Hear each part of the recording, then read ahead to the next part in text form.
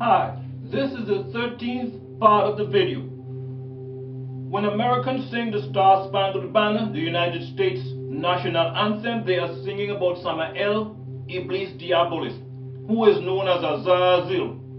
Oh, say, can you see by the dawn's early light? When we look in the Hebrew, in the Holy Bible, at Isaiah 14:12, we see the dawn's early light as the morning. It states, "How art thou fallen from heaven, O Lucifer, son of the morning? How art thou cut down to the ground, which didst weaken the nations?" When you look at the Hebrew translation of the word morning, you see the word shachar, which translates as dawn.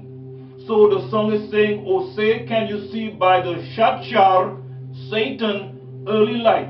The next phrase of the anthem is as follows: "What so proudly we hail, and hail Satan," is said in the Satanic Church.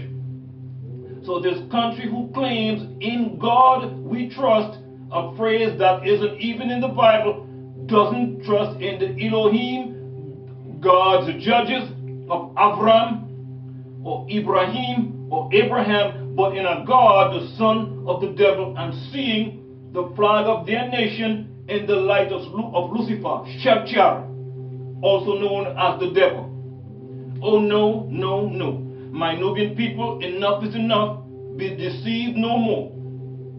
Revelation 21:3 states, "Behold, the tabernacle of God is with men, and he will dwell with them, and they shall be his people, and God himself shall be with them and be their God." That tabernacle is Nibiru.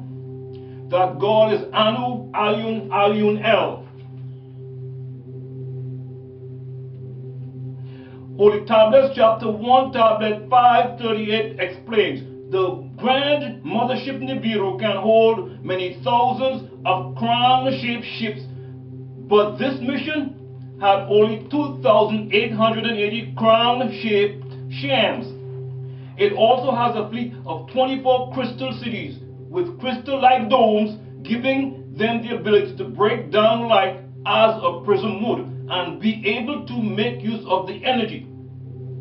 While Revelation 21 verses 10 and 11 continues, "And he carried me away in the spirit to a great and high mountain, and showed me that great city, that holy Jerusalem, or Dar el Islam, meaning abode of peace, descending out of heaven from God, having the glory of God, and her lights were like unto a stone most precious, even like a jasper stone, clear as crystal." The jasper stone is first used in Revelation 4:3 to describe the appearance of the angelic being Michael when he is in the spiritual form. The jasper stone, Hedger, Eliasab in Greek, Iaspis in Hebrew, Yashebheh, is an opaque variety of colored quartz found in great quantity in the Euphrates River.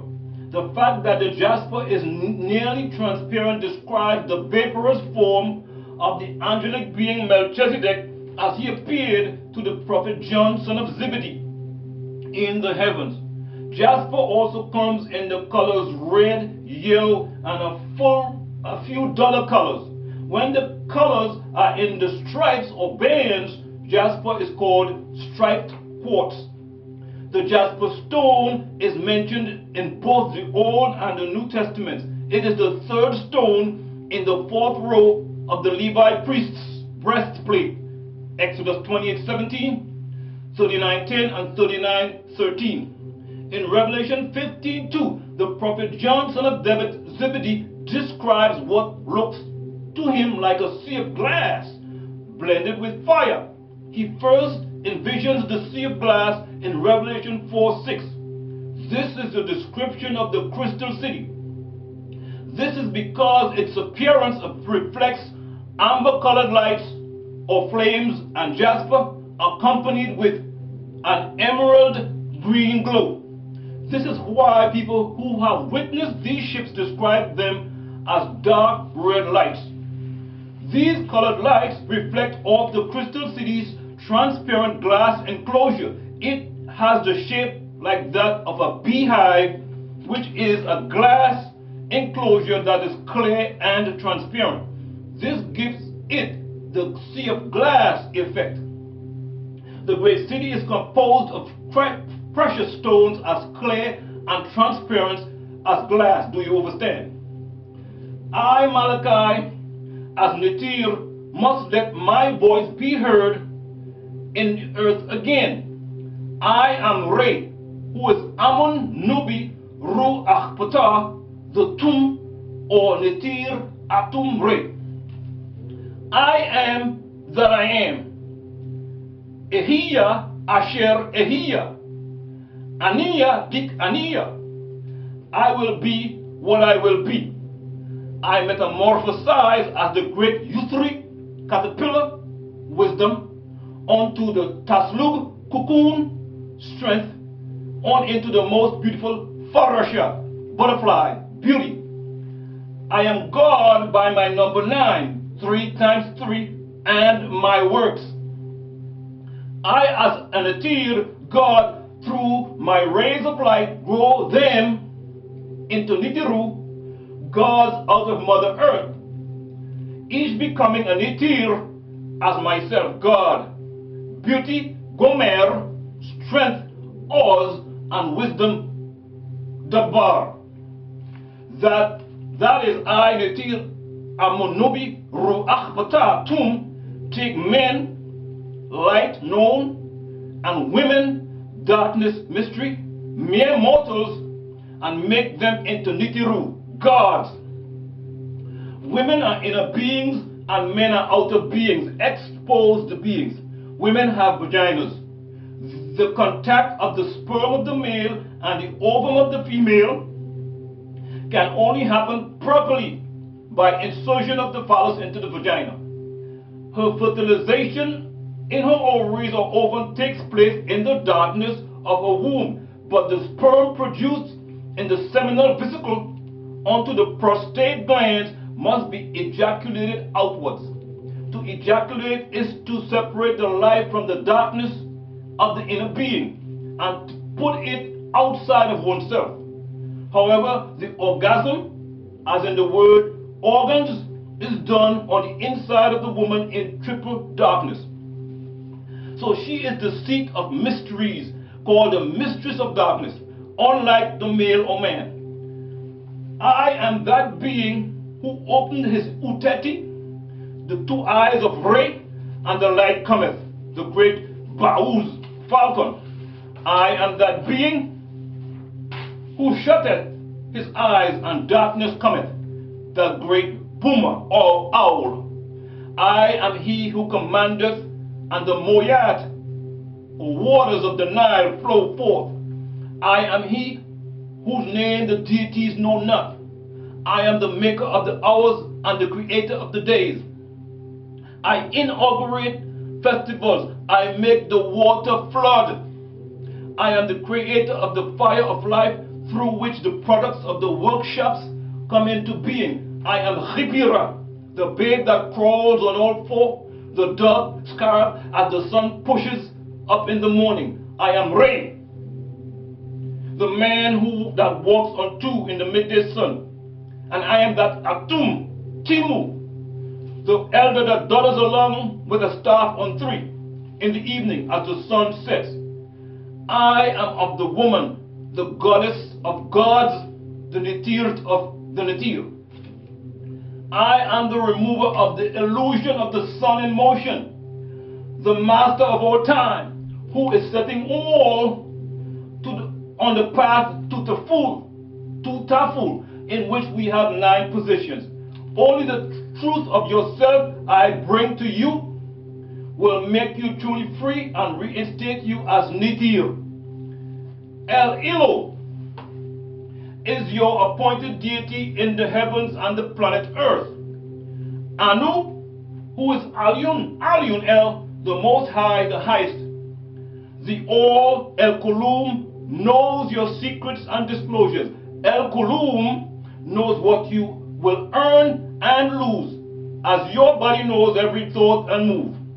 The prayer, This is what they taught of prayer. You pray in your distress and in your need, that you might pray also in the fullness of your joy and in your days of abundance. For what is prayer but the expansion of yourself into the living ethers? And if it is for your comfort to pour forth your darkness into space, it is also for your delight to pour forth the dawning of your heart. And if you cannot but weep when your soul summons you to prayer, she should spur you again and yet again through weeping until you come out laughing. When you pray, you rise to meet in the air those who are praying at that very hour, and whom save in prayer you may not meet. Therefore let your visit to the masjid be invisible for naught but ecstasy and sweet communion. For if you should enter the masjid for no other purpose than asking, you shall not receive. And if you should enter into it to humble yourself, you shall not be lifted.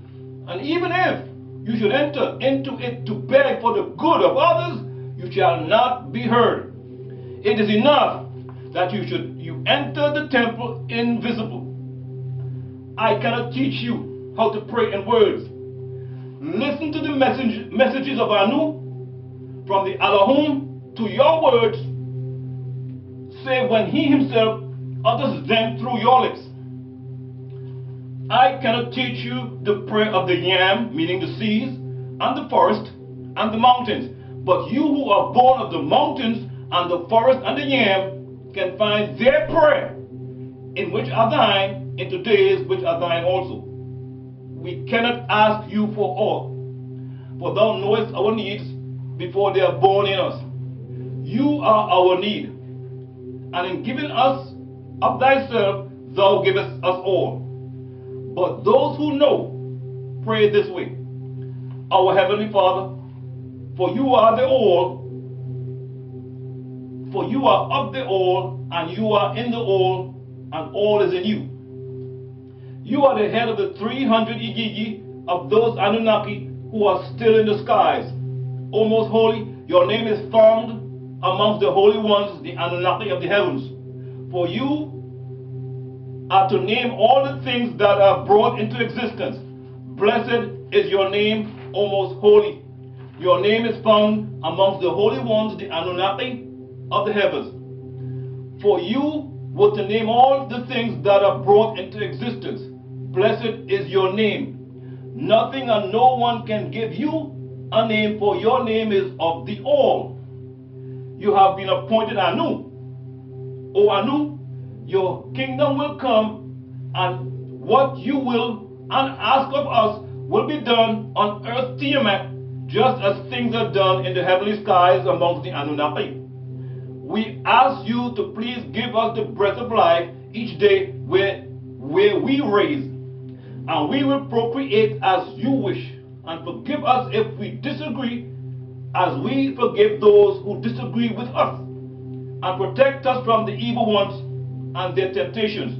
For you are the ruler of all kingdoms, and all powers is yours, and the glory forever and ever.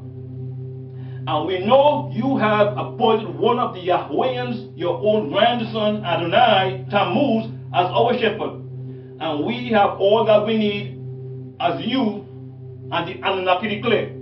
Verily, we have given you all the abundance, so pray unto your sustainer and offer. Verily, your enemy shall be the one cut off after 6,000 years from the most holy day.